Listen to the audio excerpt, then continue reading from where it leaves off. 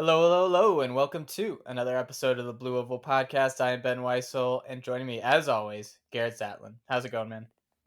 A lot better because the Sixers won in dominant fashion. Listen, I don't know what the Nets were thinking. They're like, okay, let's double Embiid. That'll solve everything. Except then you're going to leave open everyone else on the team for the highest 3 point percentage team in the league. What did you think was going to happen? It didn't make sense. I kind of get it because they have absolutely no one to guard Embiid, True. but it was fun. It was fun to watch. I felt like the Sixers were going like at 3/4 speed most of the game Yeah. too, like especially defensively, and then just like in the start of the fourth quarter, like all right, let's just put this one away. So that it was fun to watch. I watched the most of the Kings Warriors game last night, which Oh was yeah. fantastic. The playoffs are here, very exciting, but also equally as exciting, it was Brian Clay Mm-hmm. weekend. There was. I bet people were having a little bit of deja vu from last year when around this time I was gone, and then I was gone last week, and people were like, "Well, is this just his yearly hiatus?" I actually had hip labrum surgery, so I appreciate Garrett holding things down last week. I am back and good to go. So we are. I'm very eager to be able to react right away on this Brian Clay weekend because we saw so many good performances. Yeah, this is just Ben's annual child that he's Yeah. gonna have. But yeah, shout out to everyone who watched it on YouTube. I'm gonna. As someone commented that they wanted to have the graphics on there because it hmm was more enjoyable. I really like putting the graphics on there. It does take a lot of time, and so I we will see how this goes. I cannot promise that, but I really appreciate the feedback. That was very helpful. Also, someone said, we'll talk about I guess Natalie Cook now before we transition. Um, that like where like I was talking about recommendations as to where she could go. She has recently entered the transfer portal, and they said why not NC State. Honestly, it's just because I I couldn't fathom another woman as her caliber going to NC State. That's probably the only reason why. There's probably no good reason why she couldn't go there. So we'll get to that in a moment. But so thank you to everyone who's commenting and watching on YouTube. No ratings and reviews this week on Spotify or Apple, but go do that, please, please, please, please, please.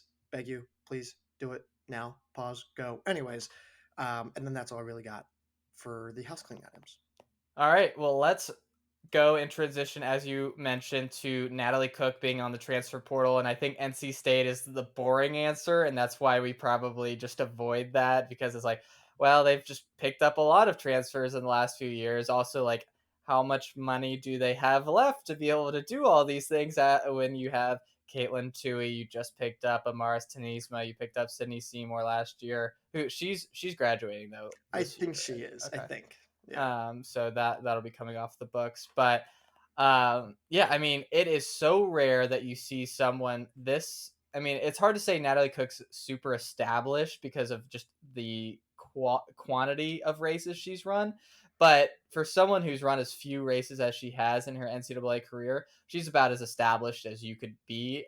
She's run some really fast times on the track. She's run really well in cross country. She is a bona fide star, and we do not see these kind of stars hit the portal this early in their career with this much eligibility left, which makes her probably, if we had a transfer value rankings, she would be extremely high up in I the can't. in that. Yeah, she might even be higher than Tui She given the eligibility. Yeah, she might be one. I Yeah. mean, it's not an overstatement to say that.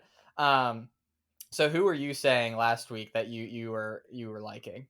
Yeah, so like last week, and this is the reason like why I wanted to briefly touch on this before we get into everything today is because obviously we talked about it last week. Everyone kind of heard what I wanted to say, but I Yeah. wanted to get your reactions on it, hear about like what your surprise factor was, hear about like where you thought she was going. I said something along the lines of like UCLA, Yeah. Arkansas, Notre Dame, Virginia. I guess you could throw NC State into that mix now as well. I don't think Texas or Texas A&M would be the options for her. They're just not established enough No. distance programs, despite her being from Texas. So I was just curious, like, A, what was your reaction when you heard, and then B, where are you looking at now for her? I was pretty surprised. I there's something a little weird with her running at NCAA's, clearly not healthy, and that kind of I made a mental note of that, of being like, is everything 100% here if Mhm. this is happening? Because it just seems like when an athlete and coach are on the same page, something like that doesn't happen. And so that took away a little bit of the surprise for me. My dream for her, and this is going to be a big departure from Texas, Oklahoma, I already know what but it is. Can I guess? yes, go ahead. Is it Florida? No, Oh, it is okay. All not. right. All right, I go do ahead. like Florida. I know someone had mentioned that in our chat about her and Parker Volby teaming up, and I do love that idea. I think that would be the like least amount of miles run between two superstars ever. Going into a NCAA championship race. But I really like, and this fits on this program's timeline. They already have some young superstars at some lower distances. Okay. If she goes to Stanford, I mean, is Oh, Stanford like, I mean, they're podium contenders at the bare minimum, right? yeah. That's actually a Podium nice. favorites. Yeah, that's a nice choice. Like I don't disagree. Stanford historically, or at least as of recently, hasn't really gone after the transfer market really that significantly. They like No. to build up from the ground up. Historically, inside they like to do that. Don't get me wrong. They have under Miltonberg gone after like Aubrey Roberts, excuse me, from Northwestern a while ago. But yeah, I mean that'd be interesting. That'd be really interesting. I mean, it's almost like she's not even a transfer with how much eligibility she has. That's the Yeah, thing. Like, you are building from the ground up with her. Like, that's true. she has so much eligibility left, and I think she just fits that timeline super well. I think the other one to stay in the Northwest is Oregon. Yeah, Oregon. Like, Mhm. I think that she would be a perfect building block for that program to really truly do its big rebuild around. Um, but those are kind of the two that I had circled in my mind. I don't know if those are too big of departures in terms of geography or type of school, but I look at those programs, I look at where she's at. I think that they would be very, very solid fits. Yeah, the one other before we move on that I'll say is that Scotty he mentioned he was like, "What about New Mexico?" And I Mm, was like, "I don't totally hate that. They're not against transfers. A fairly, they return a lot of women. They can be nationally competitive. It's kind of that same like Southwest-ish region. yeah. It's not it fits Natalie Cook's like racing style. Not I don't see her going there just because of for whatever reason I just don't see it happening. I don't know why, but on paper it kind of works. Yeah, and she would be that like extra low stick that they need. I mean, they have like all Americans, but they don't necessarily have that top like possible top 5 kind of contender Right. on that team, and she would give them that, which would be really exciting. So yeah, I like all those. I mean, again, just have to reiterate how rare, and maybe we'll see this more in the future with the portal becoming a bigger of a thing. How rare it is to see someone this good be on the portal this early in their Yeah, career. I agree. Yeah. So, all right. What are we transitioning to? What do you want to start with event wise? Let's start with the 800. We saw a lot of good races at Brian Clay, but we also saw some quick 800s at Florida. So on the men's side, we saw Bushabi run another incredible race at Brian Clay, running 145 for the win. We saw Wisconsin's Hassan have a breakout performance, running 146. And then we saw Ferguson running 146 as well. Elsewhere at Florida, we saw the Clemson duo of Roden and Thornton run 146, and then Oklahoma State's Mehdi Yanari run 146 as well. Out of this group, who kind of stuck out to you the most, and who maybe improved their stock the most this weekend with these performances? Yeah, I mean, I think Yanari is the big name that I Yeah. think we're all going to be like, that's the breakout performance. He's been good. Like he's been kind of like the sole like guy who can be nationally competitive for Oklahoma for the last couple seasons, maybe two. But this is the performance that I think we were all like, okay, now this is validation of just how good he can really be. I mean, again, he's been good. He's never been this good. again, I don't think I still don't know if we know a lot about him, not at this level. So I think there's still a ton of questions. But for Hassan, this is now after, going 146 once or twice before this year, Hmm. never really getting back to that level, and then showing signs of that during the winter, and then delivering this past weekend 146.2, I think it was. For me, that's huge because I think that puts him back in the All American conversation.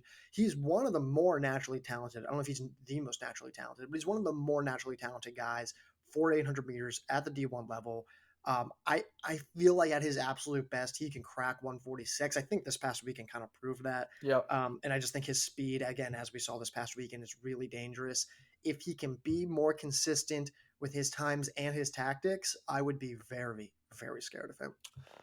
Yeah, I mean, I just like the fact that he finished second in that field. I mean, Abu Hmm. Shabi is maybe the best 800-meter runner in the continent right now. Yeah. Like running in North America, like and there's very few people in the world beating him right now. The way he's looking for Hassan to take down the rest of a very good field there and run the time he did, very exciting. I mean, we like you said, we kind of knew that this was in him, especially the way he ran that DMR split at NCAA's, where he went out super fast, hung on to run a decent time.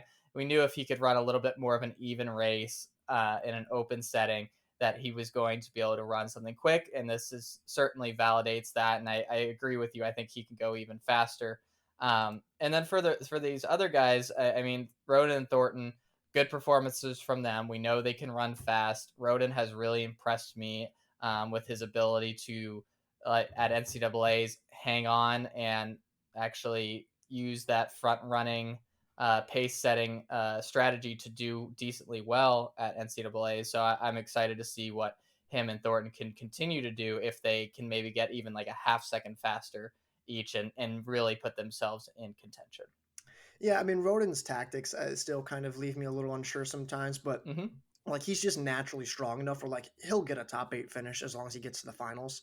So for me, I guess it's like I don't really know how much this tells me. For Thornton, it's like, okay, let's remember, like he's maybe just as talented in Oh yeah. certain aspects of these races with Roden. For Wes Ferguson, though, you had another the D2 star Hmm. before El Buchebe kind of came in to the NCAA scene. I think this is a big performance for him because yes, Buchebe ran 145 again, but I think as long as Ferguson's running 146 and staying competitive in that kind of time range, I think that at least keeps him in the discussion to take down El Buchebe at the national meet come late May. Again, he's not favored. Buchebe will still be heavily favored. It would be an upset if he did, but Ferguson's still within that conversation to take him down, and I think that's important. I think he had to have run 146 and had the race that he did in order to stay in that conversation. So that's what I'd say to that. Absolutely. Like I said, Elby Chavi is running as well as anybody, and for Ferguson to at least narrow that gap a little bit and show that it's at least within reach is a big, I think, confidence boost for him, and also just shows that while the 800 on the D2 level might just seem booked and closed, there is a little uncertainty there. Anything else on the men's side before we go to the women? Let's go to the win. Michaela Rose at Brian Clay took home the top collegiate honors of in 159. Claire Seymour 2 flat. Valerie Tobias 2 flat as well. We saw Sarah Hendrick 201. And then Mitchell from Boston College out of the second heat, I believe, run 202. And then at Florida, we saw Imogene Barrett 2 flat and Cassidy Johnson 202. A lot of really good performances here. It's hard to be like Rose just is a super duper star at this point. I mean, we haven't seen Willis and Whitaker really date. Have they even run this outdoor season yet? Yeah, they actually ran the 1500 at Mount Sac. They went Okay. 412 and 413, I think. Okay, so very solid performances from them. We haven't seen them drop to the 800 this outdoor season. You got to imagine they're going to be running around those times. But if they didn't exist, Rose would be just seen, I think, not quite to the Thing Mo level because she hasn't run like 157 or 158, but she has been so consistent running around that 159 two flat level. It's been incredible. She's been winning races against very good fields. I can't say enough good things about her. And then the women behind her all ran exceptionally well, but it just never seemed like they were ever going to be able to beat Rose. Um, I just want to say, after a brutal winter I had great predictions so far. I had really good predictions. Guess who said Michaela Rose would run 159? Your guy. So yeah, she's been like, it's an incredible time. It's NCAA number 2 all time. It's not surprising. It's not like she's been running under 202 this year, just this year alone, this calendar year, 5 times, and she's run two flat twice. She's been knocking on the door. She split 158 on a relay. Like for me, this was due. If she was in a field fast enough, where she was pushed by hilts, Mhm. where she was gonna have to stay on the gas for longer, for me, I'm looking at that. I'm like, yeah, 159 is reasonable. However, it does now validate the idea that like she's still very much a threat to Willis and 100%. Whitaker. Like, yeah, because they very clearly won indoor national titles. I think everyone's like, oh, well, they're clearly going to win. I'm like, I don't know if they're clearly going to win. Like, Rose is still very much a problem, and I would not be happy to face her. I'm not sure. Like, I don't know if the season was going into the national championships next weekend. I don't know who I'd pick for the 800-meter national title yet. I'd probably pick Willis and Whitaker, but I wouldn't be super confident about it. I completely agree, and I'm just looking all the excitement from Brian Clay. Whitaker and Willis did run the 800 as well at Mount Sac, Oh, where they ran 201 each, basically. Whitaker taking down Willis by about 0.15. So they also ran exceptionally well, but it does kind of give credence to the idea that Rose is certainly right in their category, running a time that is 2 seconds to almost 3 seconds faster than what they ran this weekend. So, really good performance from her. And then elsewhere at Brian Clay, I mean, Claire Seymour just nearly breaking two, looking fantastic. She is just continuing to ride this high that she started in March. And I mean, I quite frankly, like it's hard to bet against her outside of that top trio. I feel as good about her as anybody else in the country. I mean, what more can I say about Seymour, right? Like we've done the story. She's just impressive. I knew she was on a hot streak. I didn't think she was on this kind of hot streak. This is wild. And like Valerie Tobias, right? Like, Huge. oh my gosh, too flat. Like she's been so consistent, so reliable, so good. Runs well in these kind of fields. Very experienced, and can run fast. But 202 was kind of like, well, I was like, okay, that's kind of her ceiling. Psych, no, it's not. She runs too flat. And now the story about her dramatically changes. You have to wonder, okay, where is she? Is she in the same conversation as Seymour? Seems like she kind of is. I would like to see a little more validation of this too flat just because Hmm. it was such a big PR.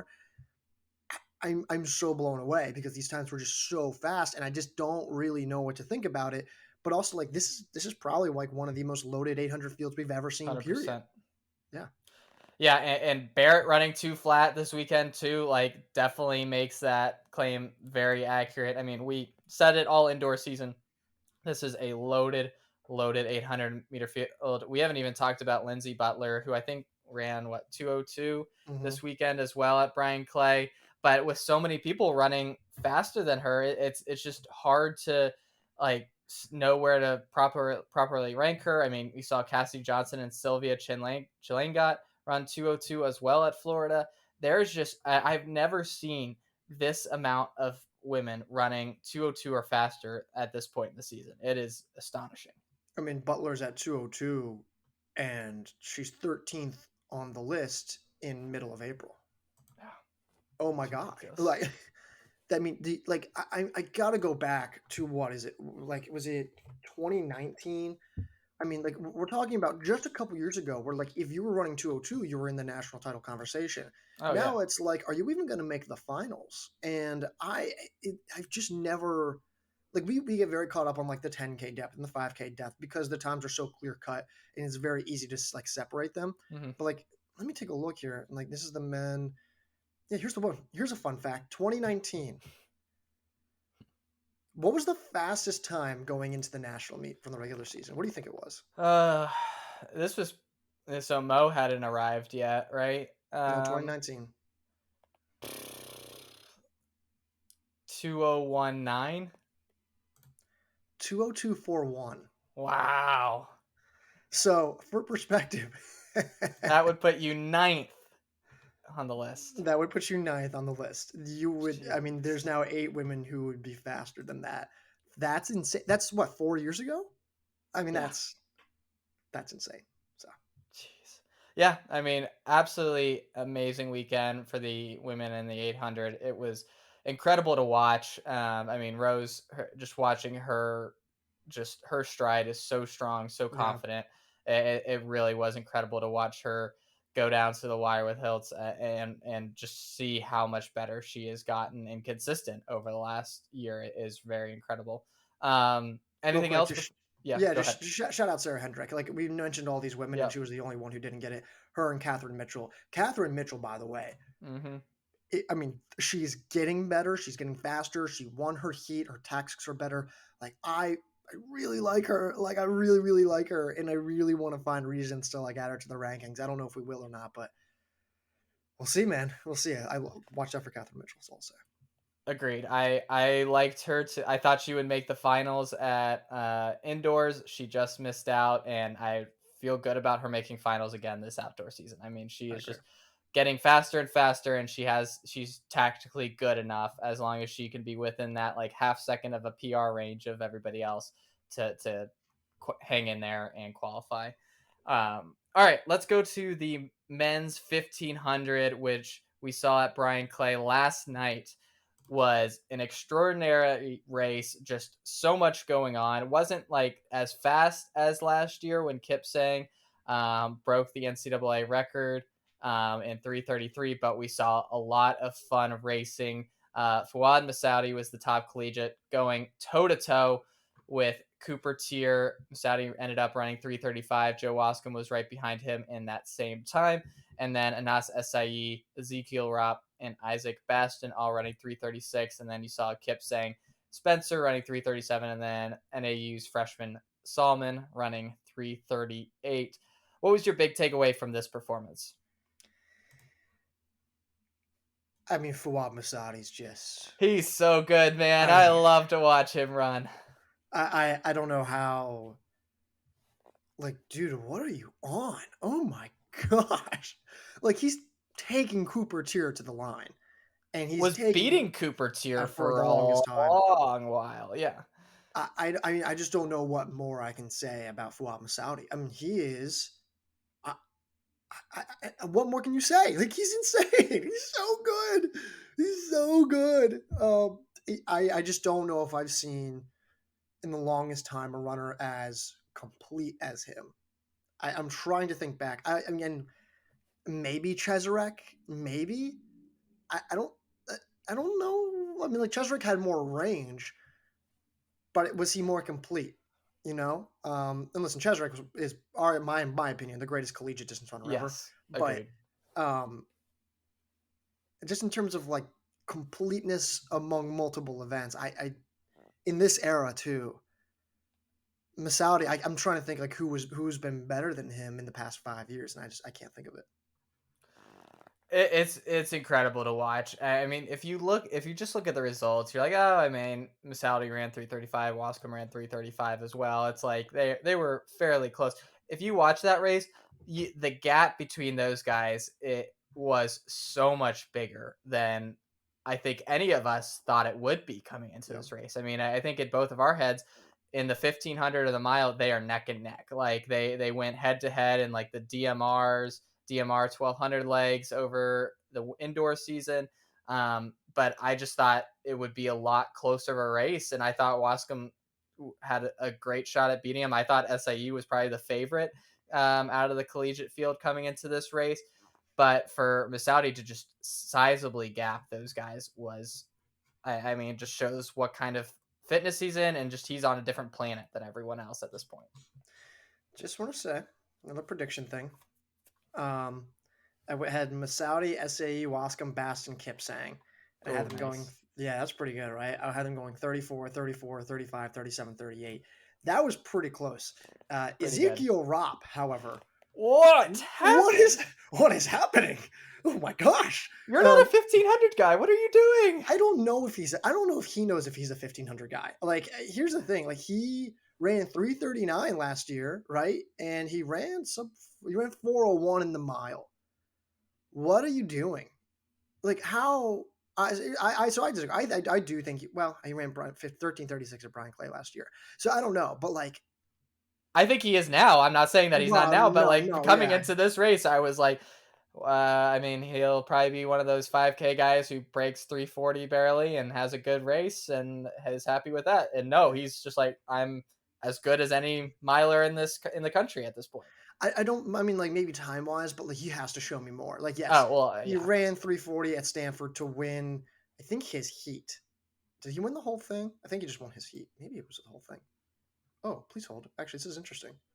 Let me take a look at the compiled results here from Stanford, because I think Sam Ellis won that race. Unless I'm thinking that it was. He barely. Yeah. Okay. Never mind then. But yeah, I mean the point stands is like I just we need to need to see see more. more. Yeah, Yeah, he was seventh in the 3K at Big 12 indoors.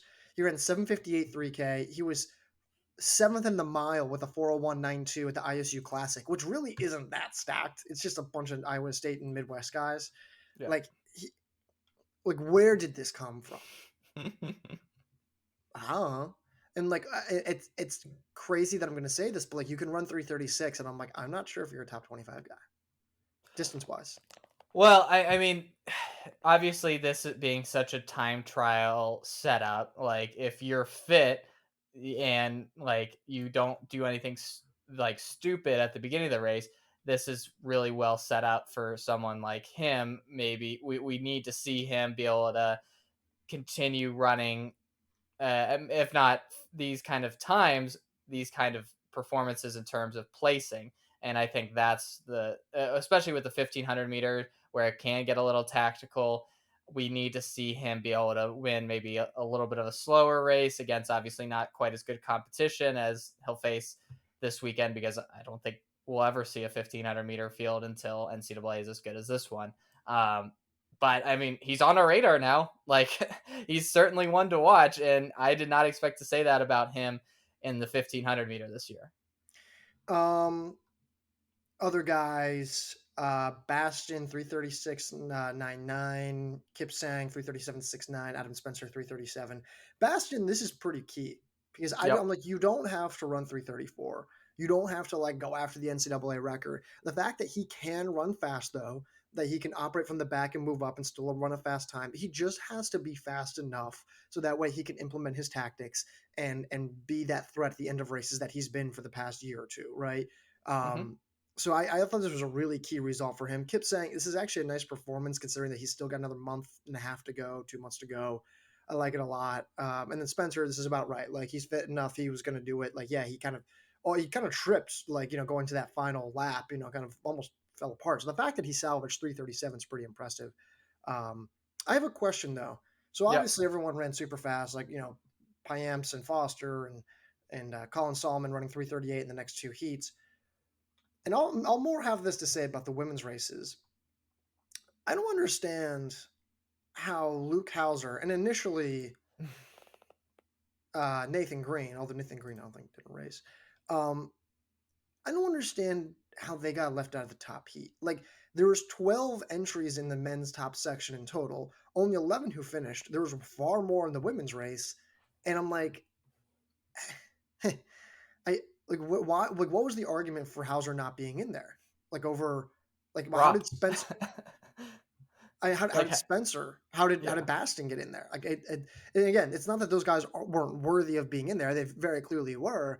And it's very easy to look back and be like, "Well, Hauser only ran 3:39." It's like, but that doesn't matter. Like going into the race, when you're seeding them, when you're trying to look at the fairness, like how does this happen? And my gripe for this is more on the women's side than anything else. But I didn't understand that. I think this is a phenomenal meet. It obviously worked out, but I was like, why was Hauser not in the top heat? And I wonder if it comes down to Coach Powell deciding whether or not he wanted to push for that or not. Might Because I feel like might be. if he really felt like he wanted him to be in there, I can't imagine them saying, Ezekiel Ropp, look at your like resume in the 1500 meters versus Luke Hauser, and like that Well, they Ezekiel went. Ropp was in the third heat. Oh, right. Okay. Sorry. Yeah. Yeah. My bad. But yeah, like someone like Spencer, then, like, Yeah. I mean, you're completely right. So I, yeah, I'm not sure how that. happens other than the coaches kind of deciding they don't need their athlete to be in that top heat. Yeah. So heck of a race for a lot of these guys. It didn't really surprise like very few of the second section results surprised me. Only Rob surprised me. Colin Solomon 338 key result. I think he kind of Yep, needed that. agreed. Um, but yeah, other than that, I mean, this was a great result. Absolutely. Let's go to the women's side. So the fastest times we saw out of the collegiates were in that second fastest heat. We saw Melissa Riggins run 4:10 to beat Mia Barnett's 4:10. And then in the fastest heat, we saw Grace Featherstone Ha run 4:11, as did Kazimirska, Flamina Asakal, Lorena Rangel Batrice, 4:11, and then Lauren Pellicora and Michaela Rose all running 4:11. To your point, like it was very two very different experiences watching these two heats. The fastest heat was just the Elise Cranny show, and then everybody else just kind of backing off, not going with the pace setter, and then fighting it out amongst themselves over the last like 200 meters, which Featherstone got that win over the rest of the collegiates. Whereas Barnett went with the pacer from the gun, like was ahead of the pacer at multiple points, and then Melissa Riggins, though, fought back over the last 200 meters to just edge her. And I think you got to be extraordinarily happy with both of those women running the times that they did. I don't think you could be upset with anything they did. It was just weird to see the fastest heat, all the women kind of run it a little bit more conservatively. Yeah, yeah. I mean, sure, it's the like one thing like how they race, but like for me, it's like Mia Barnett was initially in the invite section, Hmm. and then like I'm running the preview, and it refreshes and she's out. I'm like, how? I'm like, with all due respect, like how some of these women like you know. I'm trying to figure out like who else was in that top heat real quick. Let me take a look at that section. It was like I'm just looking through this though, and I'm like, wait, how does Michaela Rose or Claire Seymour and like Gracie Morris like Caroline Tim, like they're all great talents, and I'm not saying that they didn't deserve to be in that top section, but I don't know how they deserve to be in there, and then Mia Barnett didn't. Did it? Yeah. That's the thing that bothers, like a little bit with Featherston Hall as well. Maybe Galvadite, although I don't actually hate that seating for Galvadite. It's just Agreed. like I don't really know what happened, and I'm pretty confident. I don't know this for sure, but I'm pretty confident that wasn't like an intentional decision for Barnett or her staff. Barnett ran that race like she had a point to prove, Yeah, yeah. and looked. Hey, we've all been there when we've been seated below what we think we should be, and Well, that when you that's the run, ego of every runner, just for the yeah, record. Like, exactly, yeah, 100%. I'm I the mean, ego checker, right? I'm just deciding whether or not this is valid or not. So, sorry, go ahead. yeah, no, I mean, we've all been there, and then when you run in that slower section than you think you should be, you're out to prove a point. Yeah, And Barnett was out to prove a point, and she very nearly won this race. Like I said, I think she should be very happy with it. She was solo for so much of it, and I mean, nearly hung on to beat Riggins, who, again, I think should be very happy with the way she kicked. But if you're going to ask me who would have run better in that fastest heat, I would 100% have said Barnett, because she would have put herself in a much better position than I think Riggins would have in that fastest heat. So I yeah, completely agree with you. yeah. Just in terms of the actual results, thoughts. Just, I mean, like, is there really anything that you're like, oh my gosh? I mean, obviously Riggins, it's surprising. I think we knew she was talented. We knew she could have success in the 1500 meters. It's a great result. It's a huge result. It changes like what we think she's going to attack, especially because the 800 is so loaded this year. So for her to move up to 15 makes sense. I don't know if we really know enough about her to really say like what her capabilities are truly in the 15 off of just one race like this. Fair? Yeah, and I mean, when you're kind of coming back from way back, like while that is an impressive performance, it doesn't necessarily tell us a whole lot about how she's going to do in an NCAA kind of race. It's good to see that she has that kind of kick. But yeah, I don't think we learned a whole lot about a lot of these women. Otherwise, I mean, I really liked what LSU's group did. I mean, to have two women run 4:11, I thought was super impressive. I liked what we saw out of Kazimirska and Featherstone Ha. I thought they ran well, but I think like the biggest winner from this weekend was Margot Appleton. I mean, her Yeah, 408 from yeah. Raleigh looks I think we stressed this enough when she ran it, how impressive and amazing that was. But every weekend that goes by, I think we have to realize how good of a run that was that early in the season. And like for that time to be holding up as well as it is, I think like she's one of the biggest winners out of all this. I do just want to say, as I'm looking through this now, again, like I know that the second fastest heat ran faster and obviously Yeah. got the edge, but in terms of that top heat, I predicted Kazimirska to win that in 4:11, and she won that. And she won that. It emerged as the top collegiate in 4:11, and she did. This was a very good weekend of predictions for me, and I will make sure everyone knows about it. I think Well, she maybe. wasn't the top collegiate in that heat. Featherstone Oh Hall was, no, right? no. Featherstone Oh, Hall was was in. Well, she was in the section 11 behind Barnett and Riggins. Oh, okay, she was. Sorry. I thought So she yeah, was in And that. Kazimirska, and also I lied. I said Kazimirska would run 4:09, so that's a lie. But like all I'm saying is I think I'd pull Pellicaro at 4:11, and she did run 4:11. So like Yeah, she did. again, after this, a real quick, Amina Matug. Yeah, That's weird. all I'm gonna say on that one. Huh? This is I like the third know. race now where I'm like, what's going on here? It's not, and here's the thing: the problem is that these aren't bad results. She's not racing poorly. Like 4:13, like again, national title favorite at the NCAA Indoor Championships, still salvages a seventh place finish, but it was not run well. Goes to the Duke Invitational, bad, terrible conditions, runs 4:18, so you can't blame her on the time, but then gets Yeah, outkicked by Samantha Trent. Now, loaded field, good conditions, like top field, like she should run well, and she just fades to 4:13. None of those results and like the how she finished are bad, but they're not where they should be.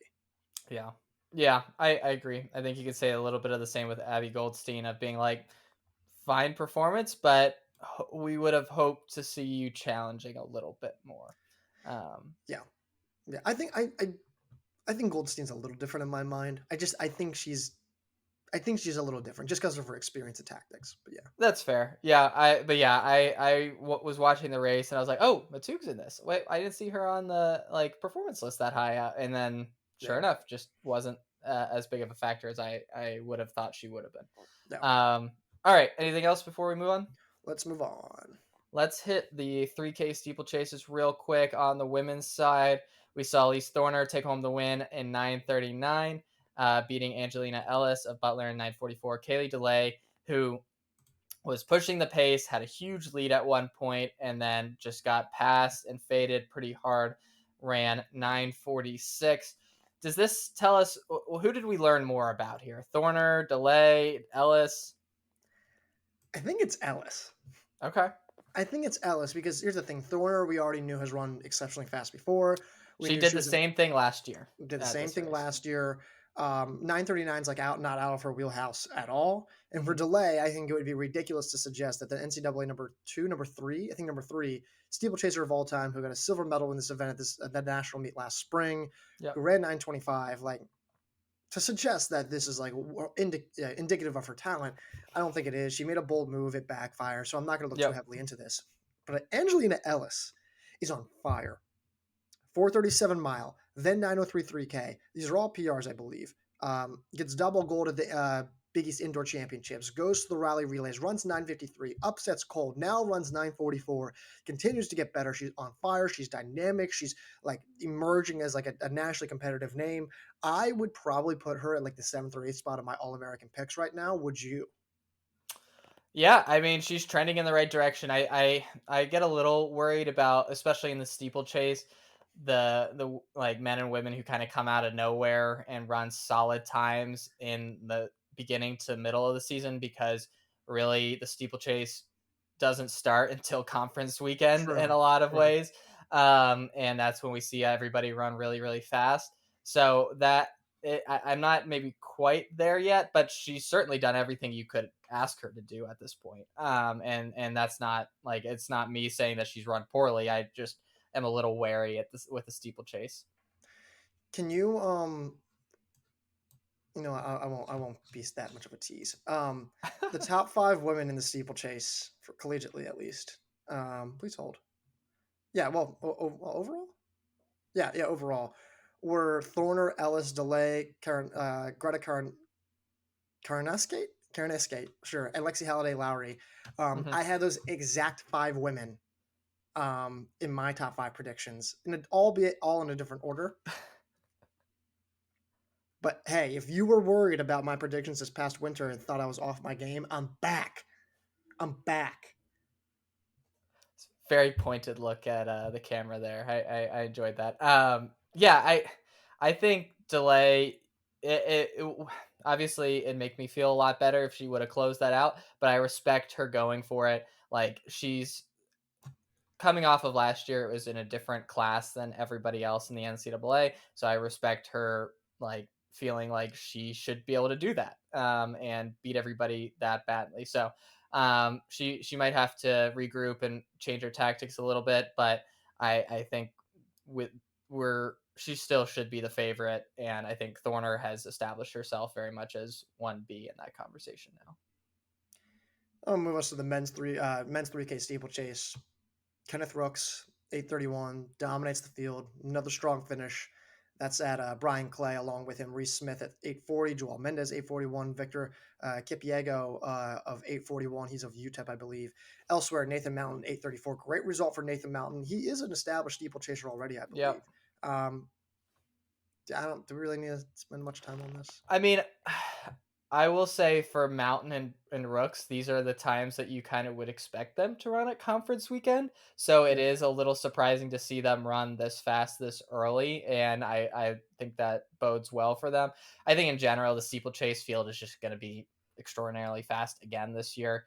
But I really like what we've seen out of Rooks so far. I mean, his ability to kick, his ability to just dominate fields. I mean, he's going to have to go up against much better guys than this and Wilkinson and Hamilton, but he looks like he's going to be in position.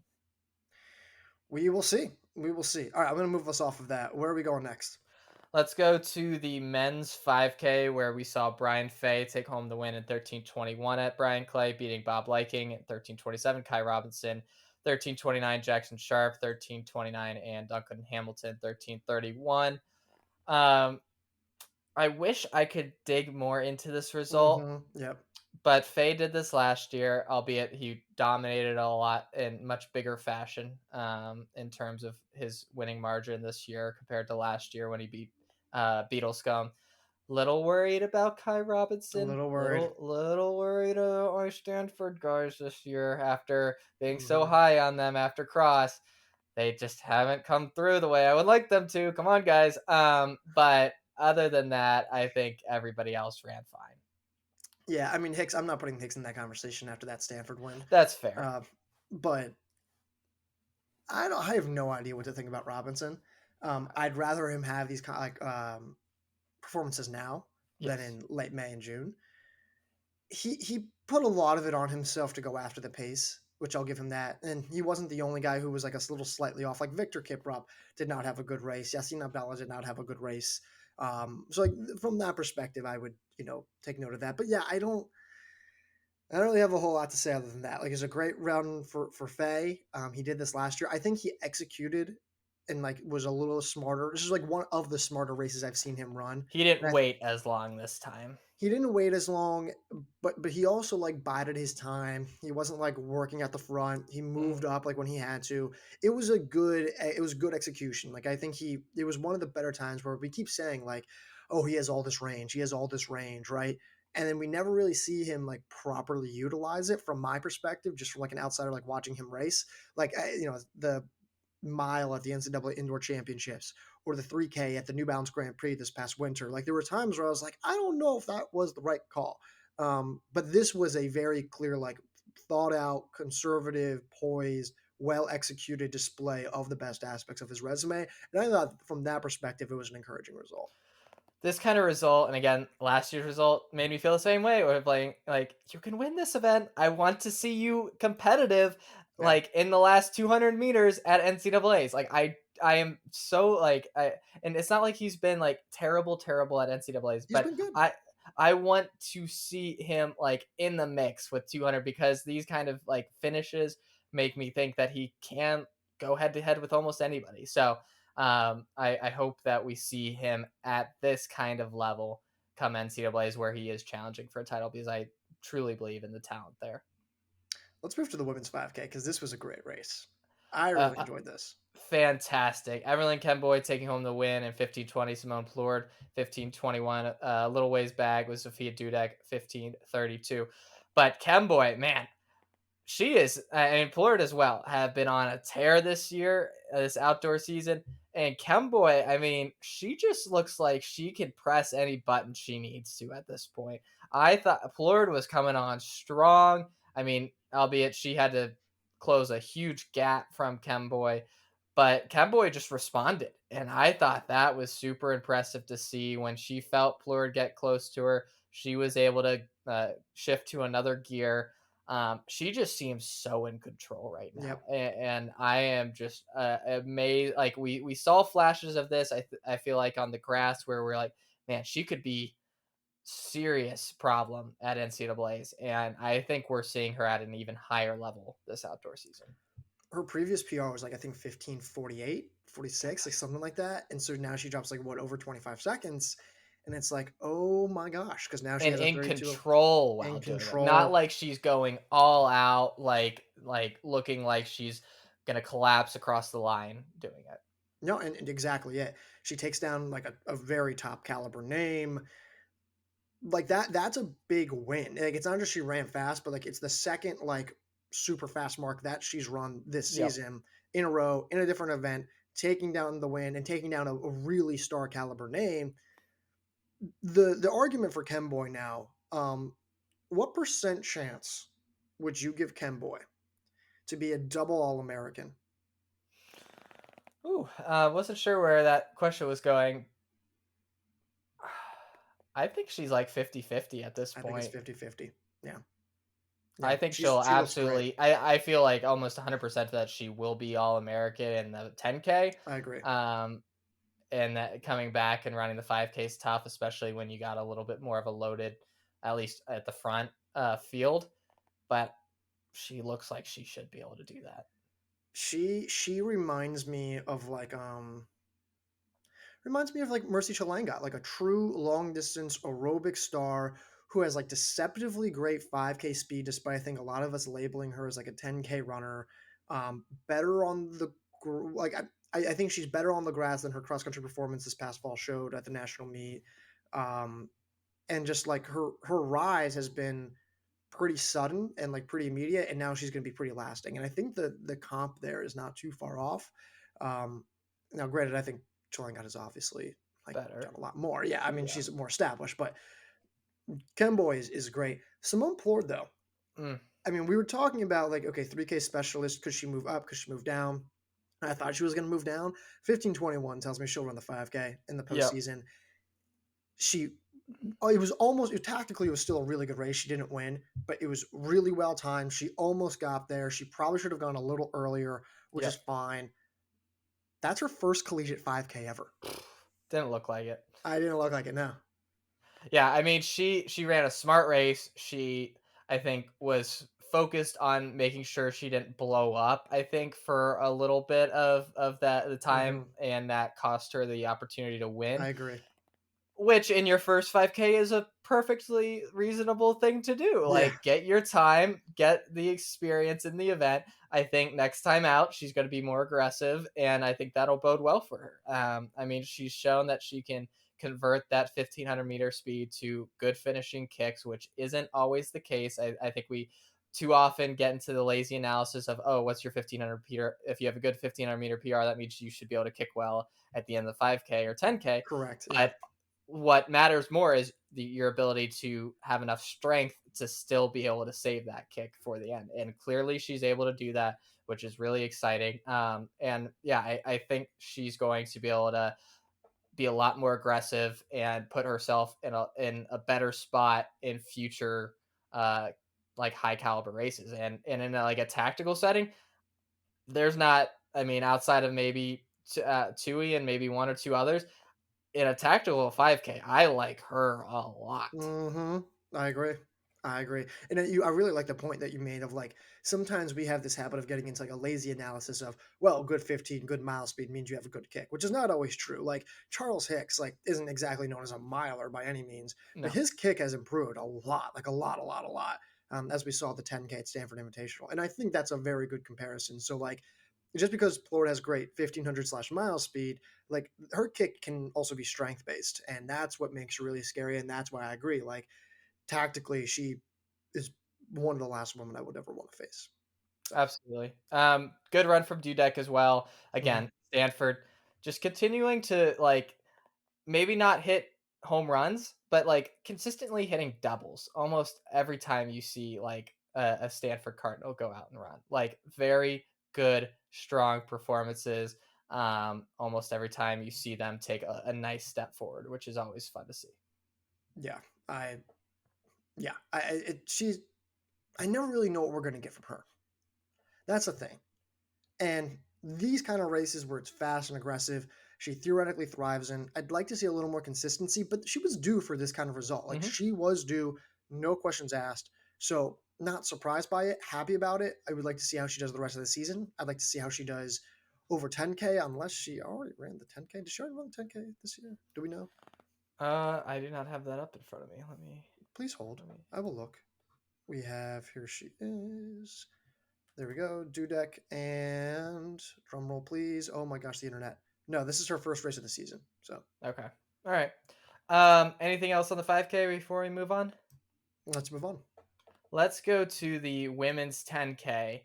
And the question I'll tee you up with before I run through these results. Uh, did this race change your mind No, not even a little bit. significantly? Okay. Nothing changed in the absolute All slightest. right. So Mercy Chilangat took home the win, 31:55.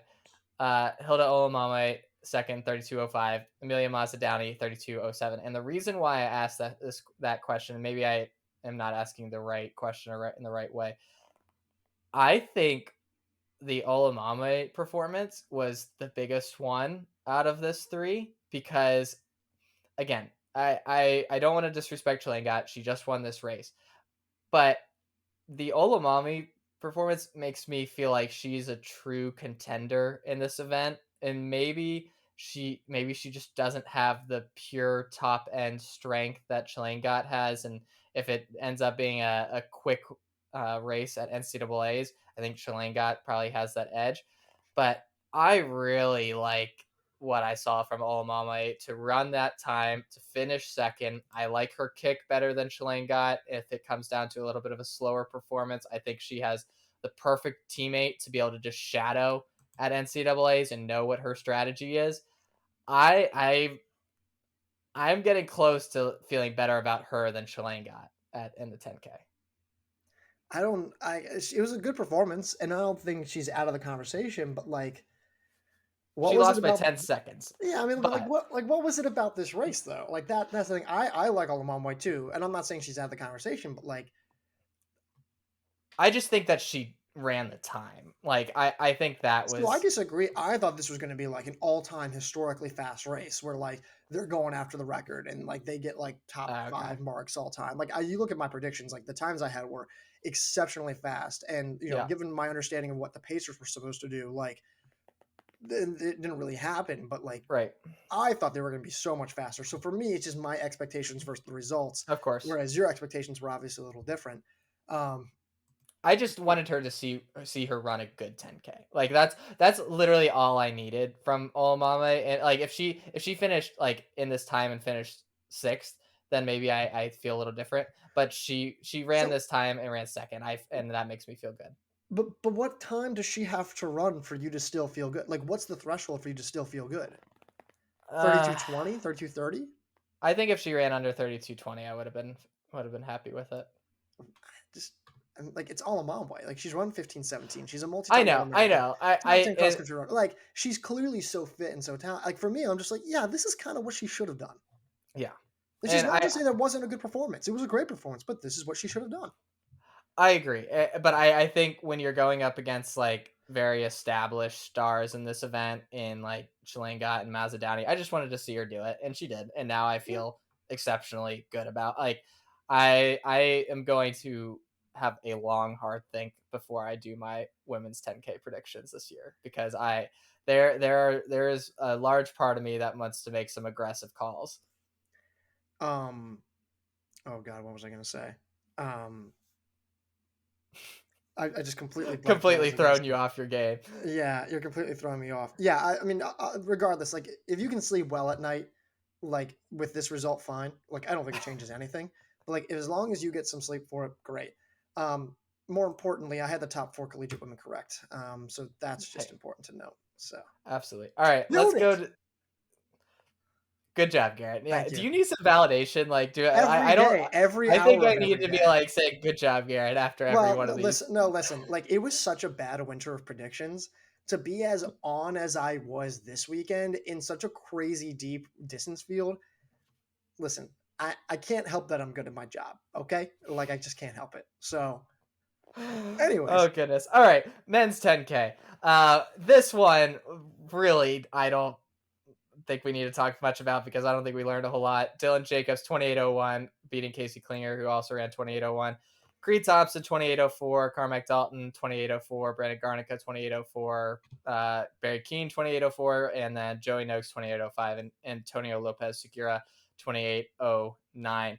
We're I mean, we should have seen this coming from cross country season, but there is 100% chance that we are seeing another BYU like 6 guys making it to the 10K this year. Like ooh, it's I never certainly thought in the I never table. thought about that. But you're right. They absolutely could. It's gonna be wild. I don't know. Okay, maybe I'm taking that back. That's six guys in this era. It's a lot. I mean, they Like, already got what 4, what do you mean? like 4 who have qualified for regionals right off the bat, right? Well, it's top 48. Well, right, but I'm saying like they've had 4 guys who have run times already, right? Like that have been fast, Yeah, so those just yeah from those this four race alone. guys, right? Those four guys, and then I'm sure there's probably someone else. That's what I was about. That's what I wanted to go check, see if Yeah, anybody. so I'm gonna So take a look at Christian that. Allen's already run 28:43 at Brian Clay. Luke Grundvig has run 28:48, and then they had Jacob Stanford run 28:57. Like here's the thing: there was 8 collegiates in this field alone, 8 collegiate men who ran under 28:10, Yeah. which is wild, by the way. Here's a fun fact: in 2019, or was it 2018? And please hold. I think it was 2019. Whichever year that Clayton Young won the national title in the 10K, Hmm. um, they didn't have anyone go under 28:10 that year, and that was the same year where BYU had Was six that the year guys. where like Mance and them ran like all like 28:11 or something? Yeah, they ran. Like There's a Connor McMillan, and like they yeah. all ran like 28:11. Please hold. I'm gonna take a look at this stat. It was right there. Oh, here we go. Yeah, men's 10K. Yeah, the spring of 2019, not a single male runner ran under 28:10. Um, like that's so absurd to me. The fact that a 28:10 mark is basically not relevant to the All American conversation now is wild. That's insane. Like there were years where there was only 1 or 2 guys who would even do it in a season. Yeah. So, just Yeah, I think the depth here was more impressive like than the yeah, top end time. I think Klinger and Jacobs have faster in them in a different kind of setting. But yeah, I thought the overall depth was amazing. Um yeah, and BYU looked great. Lopez Segura, huge PR from him for a guy who's traditionally been more of a 5K guy. Really good performance from him.